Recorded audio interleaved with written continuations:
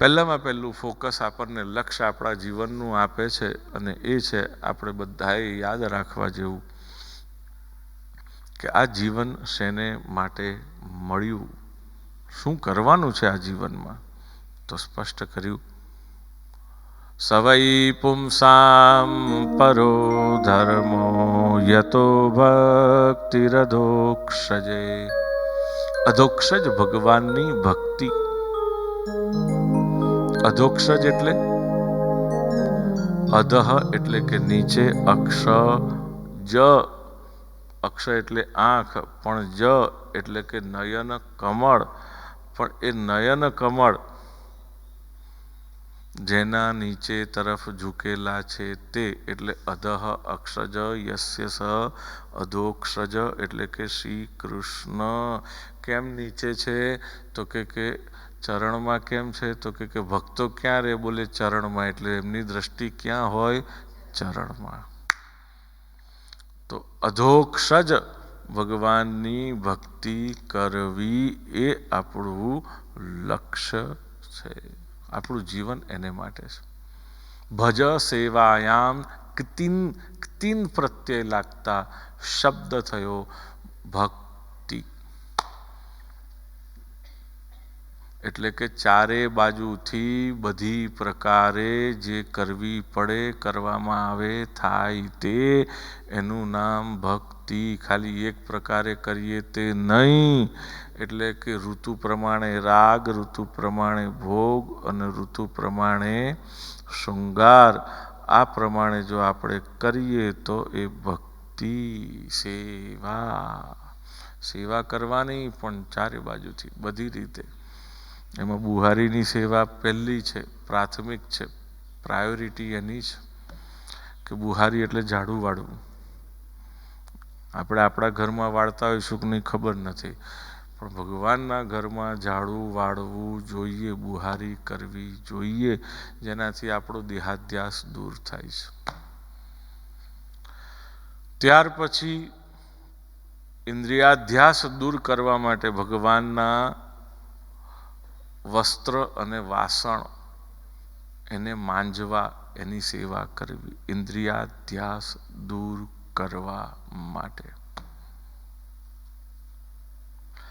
ત્યાર પછી પ્રાણાધ્યાસ દૂર કરવા માટે ભગવાનની જ્યારે સેવા કરીએ ત્યારે કેવલ ભગવાનના નામનું સ્મરણ અને રટણ આપણી અંદર ચાલ્યા કરવું જોઈએ, જેથી કરીને પ્રાણાધ્યાસમાંથી આપણી મુક્તિ થાય, શુદ્ધ થાય, પ્રાણ શુદ્ધિ થાય.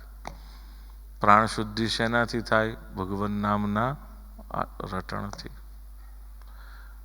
ત્યાર પછી અંતઃકરણનો અધ્યાસ, એની આસક્તિ, એની માયા અને એના અજ્ઞાનમાંથી દૂર થવા માટે, મુક્ત થવાનો ઉપાય માટે આપણને બતાવ્યું કે ભગવાનને પંખો નાખવો, ભગવાનને ચામર, છત્ર, ભગવાનને મોરછલ ધરવું, આ બધી સેવા કરવી. એનાથી આપણી અંદરનો અંતઃકરણાધ્યાસ દૂર થાય.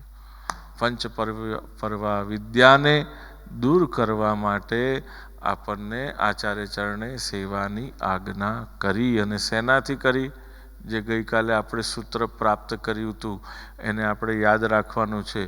એ વિઝન તરીકે આપણને આપ્યું છે અને એ વિઝન તરીકે આપણને બતાડ્યું આખા ભાગવતમાં પુનરાવર્તન કરીને, રિપીટેશન કરીને, રિવિઝન કરાઈને એ સૂત્ર આપણને યાદ કરાવે છે કે આપણે શું કરવાનું. બોલે સેવા કથા રસમહો નિતરામ પિબત્વમ. સેવારૂપી રસ અને કથારૂપી રસનું નિરંતર પાન કરીએ રાખો. સૂત્ર લખાય તો લખી લેવું, ગુજરાતીમાં લખવું કઈ વાંધો નહીં, ભલે બોલાય સંસ્કૃતમાં, પણ લિપિ તો ગુજરાતી રખાય ને. રાખવી હોય તો કે ના રખાય? રખાય, જે તમને ફાવે તે કરવું. સેવા કથા રસમહો નિતરામ પિબત્વમ. આ વિઝન માટેનું સૂત્ર, આ આપણું વિઝન છે જે શ્રીમદ ભાગવતજી આપણને આપે છે. પછી ફોકસ. ફોકસ માટે શું લખાવ્યું? સવૈ પુંસામ પરો ધર્મો યતો ભક્તિ રધોક્ષજે. અધોક્ષજ ભગવાનની ભક્તિ કરવી. અધોક્ષજ એટલે શ્રી કૃષ્ણ. બાકી બધાની દ્રષ્ટિ કેવી હોય છે? સીધી. પણ કૃષ્ણની દ્રષ્ટિ કેવી છે? કેમ? ચરણમાં રહેલા ભક્તો ઉપર જેની દ્રષ્ટિ રહેલી છે માટે અધોક્ષજ.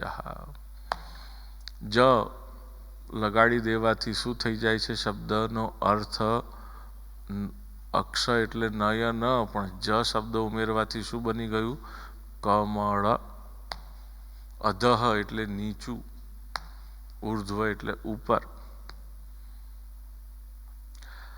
તો નયન કમળ જેના નીચે છે એની ભક્તિ કરવી.